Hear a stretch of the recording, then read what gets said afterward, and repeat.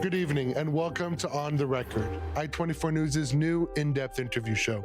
Every week, I'll be speaking with key experts and decision makers from Israel and around the region on the core issues concerning the Middle East. It's an honor to introduce my guest tonight, James Jeffrey.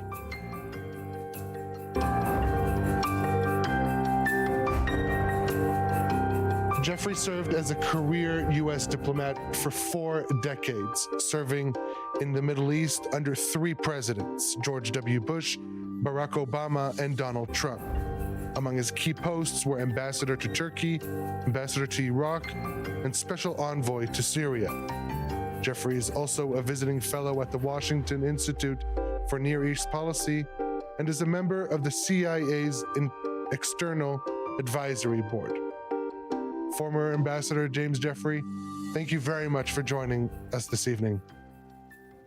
Thank you very much for having me, Ariel. It's good to be talking to friends in Israel and around the world. Well, it's great to consider you as a friend. Look, in your recently published book, Middle East Crises, Expeditionary Diplomacy with the Bush, Obama, and Trump teams, you outline an illustrious career as a foreign service officer following your military deployment in Vietnam, from your posting in Germany during the fall of the Berlin Wall, through solidifying the Dayton Accords for Bosnia, to helping the Iraqis rebuild their country after the fall of Saddam Hussein. So what would you say makes the Middle East unique from all other regions?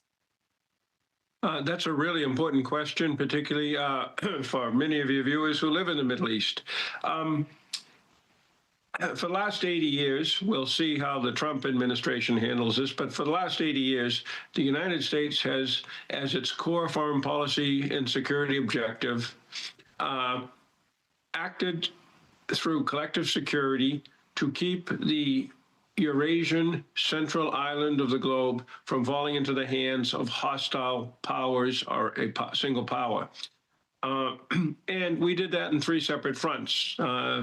The Western Pacific, Western Europe, and the Middle East.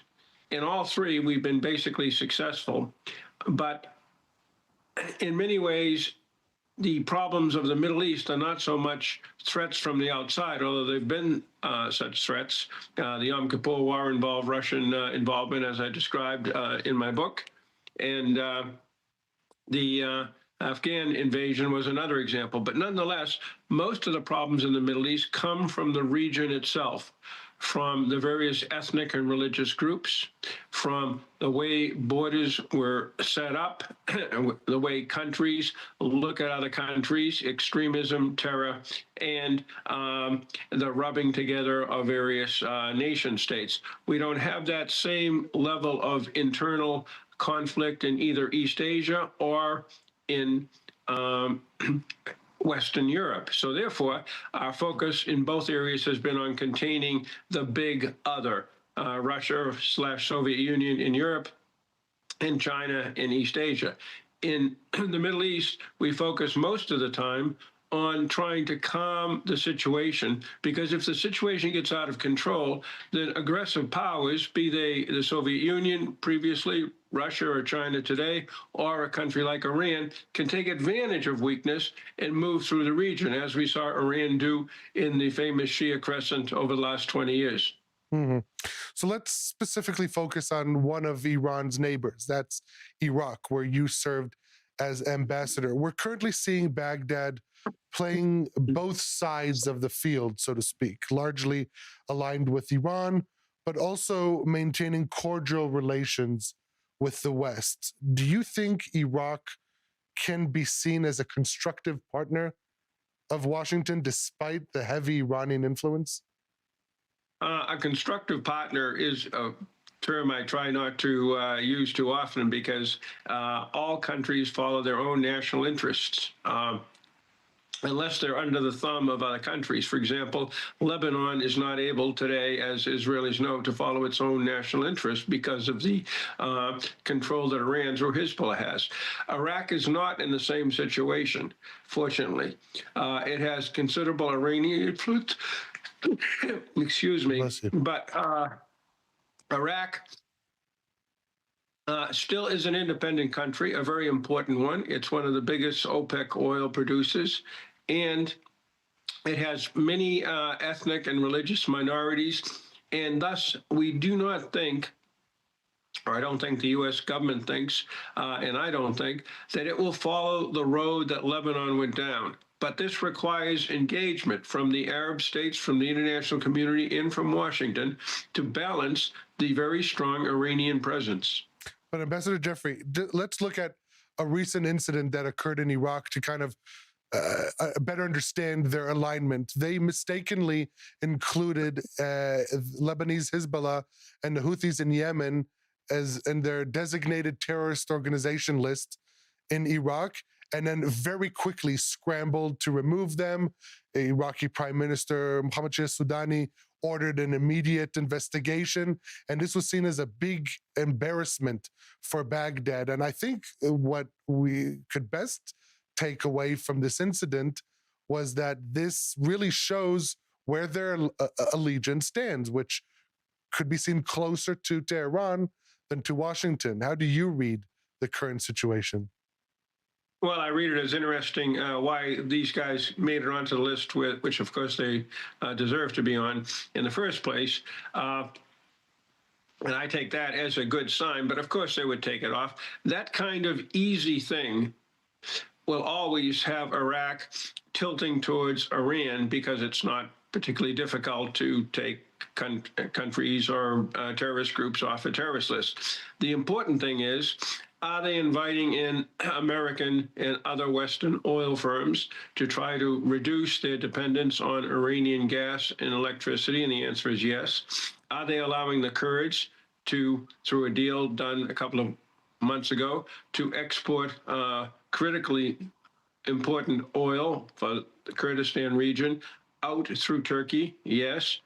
Are they keeping U.S. troops on? We believe so, and that's very important. So in terms of, and did the Iraqi people elect a parliament that, while there are strong pro-Iranian forces in the new parliament, there are also many others who are opposed to Iran. So I think I would put the situation as follows.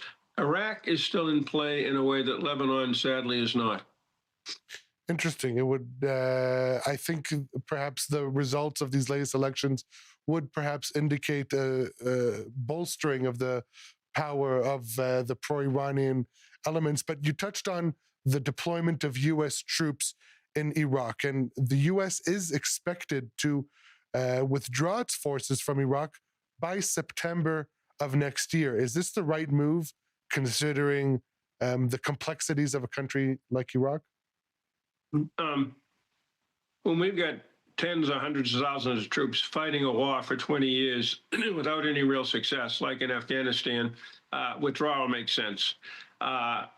Generally speaking, however, be it in Korea along the 38th parallel, be it in Berlin all through the Cold War, in the Sinai today, or in Iraq, U.S. troops are a major factor for security and stability. We have just a small number there. It's not very expensive. We're not taking casualties, at least in Iraq. And I hope that those troops stay on. And we do have discussions with the Iraqi government on what happens next. Now, as you pointed out, the elections, while it reflected the desire of many Iraqis, I would say a majority, not to become a vassal state of Iran's, it does, by the way the elections came out in the composition in the parliament, indicate that we might have a more pro-Iranian government next time around than we had under Mr. al-Sudani. But let's wait and see.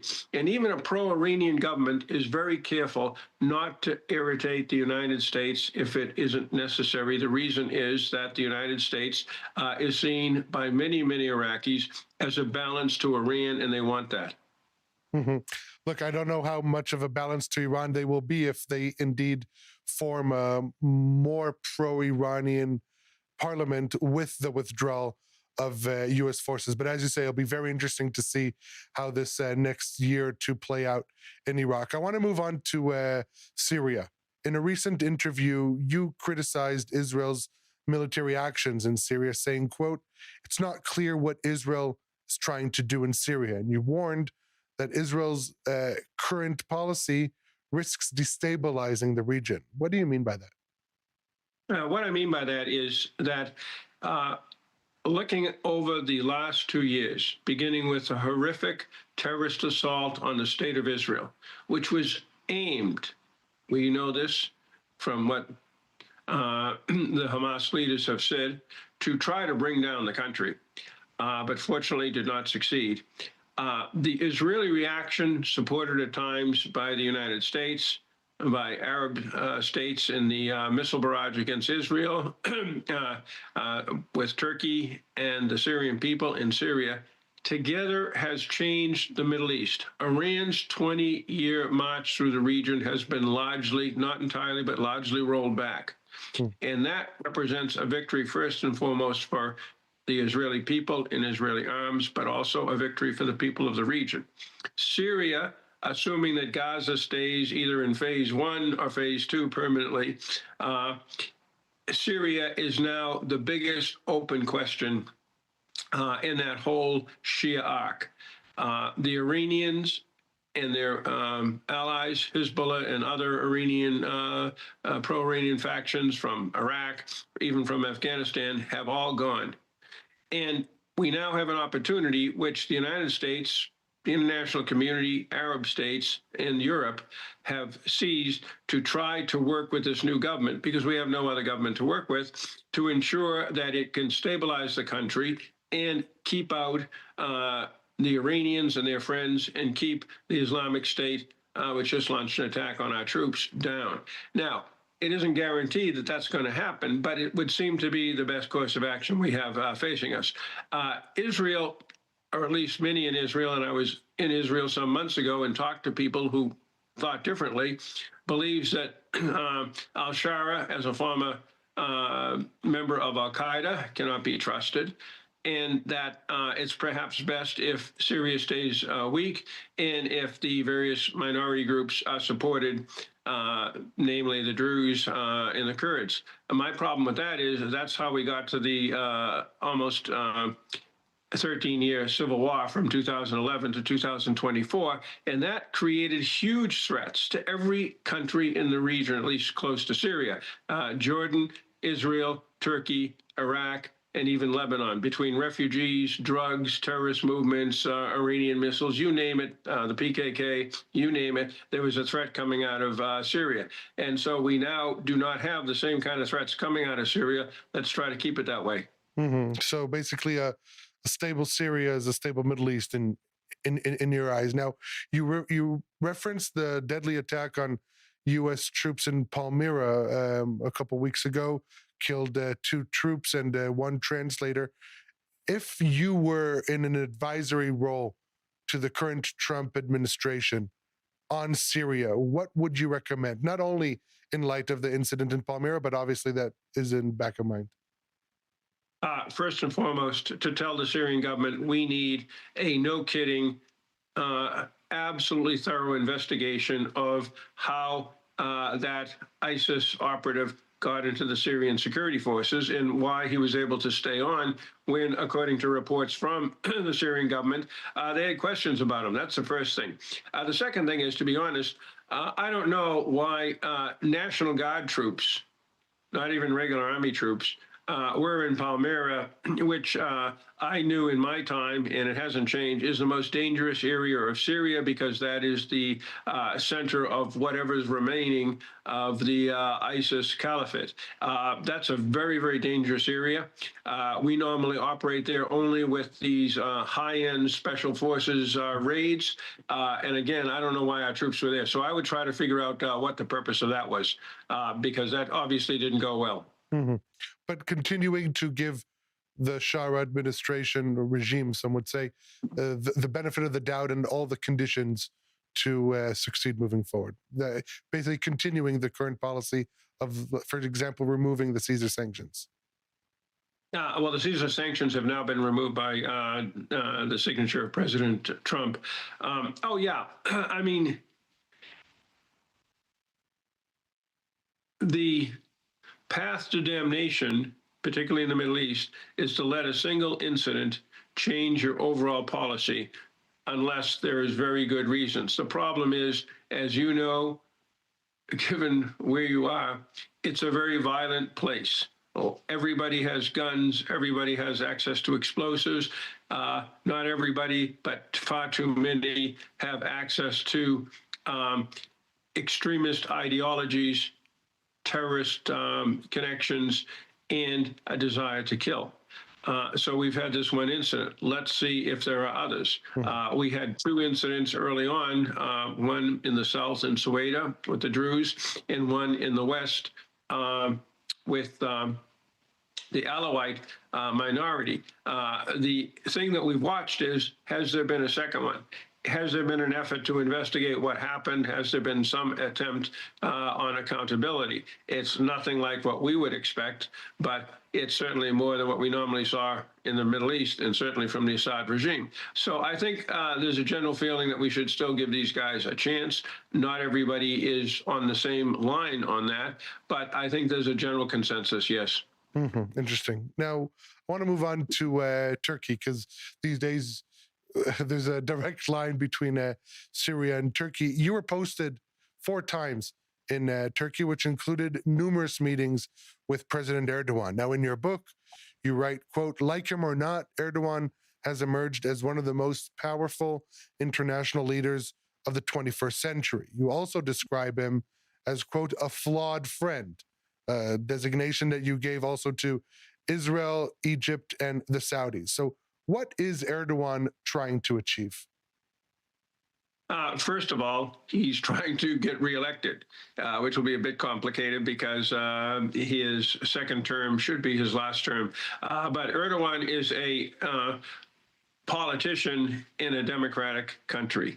I would hesitate to say Erdogan is a democratic politician. I think he has more authoritarian views, but he understands full well that he is in a democratic country and he has no intention of changing the basic core democratic values of Turkey because the Turkish people very strongly believe in them. And every time he takes a step in that direction, there's a very strong reaction. So that's the first thing. The second thing he wants is a historic reconciliation with his Kurdish population. And he's well underway with this, thanks to the help of Abdullah Öcalan, the longtime PKK commander, who, thanks to Turkish and American action, is now in a prison in Turkey. So that's the second thing he wants. The third thing he wants is, and this is interesting, I was just in Turkey, and I heard this more strongly than I normally do. They want to see the current containment of Iran continue. They do not want to see Iran rebuild its, again, Shia crescent, which impacted 3 countries to their direct south: Iraq, Syria, and Lebanon. That's the third thing he wants. The fourth thing he wants is a peace in Ukraine that keeps a stable Ukraine free and able to defend itself in a Black Sea that Turkey, dominates now, not Russia. So that's his agenda, and it's a very obviously big agenda, even for a big country. You mentioned the attempt to keep Iran at bay, but in terms of rhetoric, it would seem that he has a much bigger target pointed at Israel. This is obviously talking about Erdogan. Do you understand, given this ongoing escalatory rhetoric on behalf of Erdogan against Israel, do you understand Israel's reservations in including Turkish troops in Gaza's international stabilization force, or even along its border in Syria? Sure, I do. I also understand why Turkey's interested in doing that, because it has played possibly the most important role beyond Donald Trump in getting Hamas to whatever point we've gotten Hamas to. Sure. But the rhetoric, and it's despicable, does involve Gaza, and it does involve, again, unlike the other states in the region where there is very strong emotions about Gaza. And Turkey is a democracy, and Erdogan, even if he didn't feel that way himself, would have to respond to that, is focused on Gaza. I raised that with Turks and said, look at how you're being perceived in Israel. And what they said was, can anybody point out any criticism we've given of what Israel's doing to Hezbollah? And as far as I know, there hasn't been much. They're very concerned about Gaza because of long-standing links to Hamas, long-standing links to the situation in Gaza. You remember, of course, every Israeli does the Mavi Mamre incident back in 2010. On the other hand, they have said repeatedly, we don't see any strategic not tension, but any strategic collision with Israel. We have basically similar goals, which is maintain our relationship with the United States, work with the Arab states in the region, and keep Iran in its now more contained place and react against terrorism. They don't see, at least everybody I've talked to, and that includes Erdogan in September, they do not see Israel as a threat, and they do not see themselves as a threat to Israel. But they are, again, very concerned about the Gaza situation, and they're very concerned about what Israel is doing in Syria because they see it as destabilizing the al-Shara government. And the question that the Turks are asking and other people are, gee, what are you going to do to replace it? Didn't you try this in Lebanon from 1982 to 2000? It didn't work out well then. Why do you think it's going to work out in a much bigger country with the entire rest of the Middle East, Turkey, and the United States cheering this guy on? I mean, we just don't understand this. Mm-hmm. Yeah, I think it's very interesting that despite the really blatant rhetoric coming out of Turkey against Israel, that Turkey was the only country in the Middle East besides the United Arab Emirates that condemned the Bondi Beach massacre, calling it an attack against Jews or at a Hanukkah ceremony. So that is a point to keep in mind looking forward. I want to move on. And they've also kept the Azeri oil flowing through Turkey to Israel as well. Mm-hmm. Yeah. So there's a lot of a multifaceted game that Erdogan is playing here. I want to move on to our last part of the show.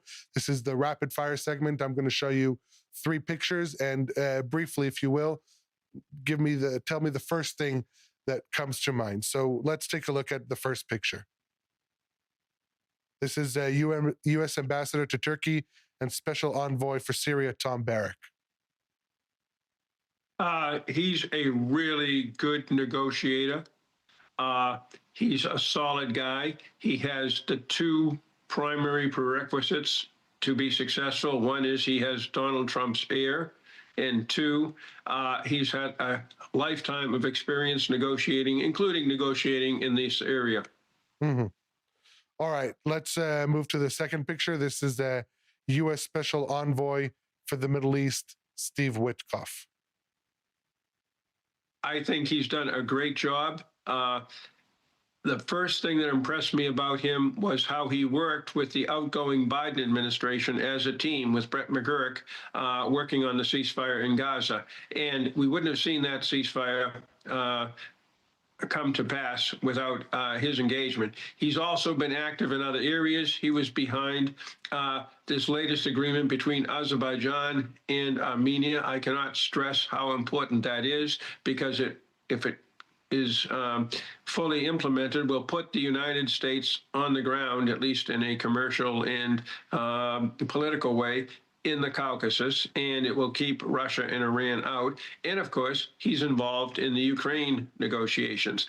I think he may be, he's certainly criticized more for his views on Ukraine. People believe he's too pro-Russian than what he's done in the Middle East. But look, he's a tough negotiator, but you've had tough American negotiators before. I mean, he's a no-nonsense guy. Again, like Barack, he's had a lifetime of experience negotiating, and he has Donald Trump's ear. Mm-hmm. I want to move on to the last picture. These are former U.S. presidents George W. Bush, Barack Obama, and Donald Trump, 3 presidents that you served under all 3 at the state funeral service for former President Jimmy Carter in January of this year. First, all 3 want to do the right thing for the United States and the right thing for all of our partners and allies around the world. They're very, very aware of the responsibility on their shoulders. When you actually listen to them talk, or in other cases, you read the reports of discussions, you can see how, like the rest of us, they question, they sometimes are insecure, but at the end of the day, they all know what Harry Truman once said, the buck stops here. It was a pleasure serving for all of them. James Jeffrey, we could continue this for a lot longer, but unfortunately, that is all the time we have this week. I want to thank you again, former Ambassador James Jeffrey, for your time and interesting insights. Please join us again next week here at On the Record. You can find today's episode and all previous shows on YouTube and Spotify. Thank you for watching.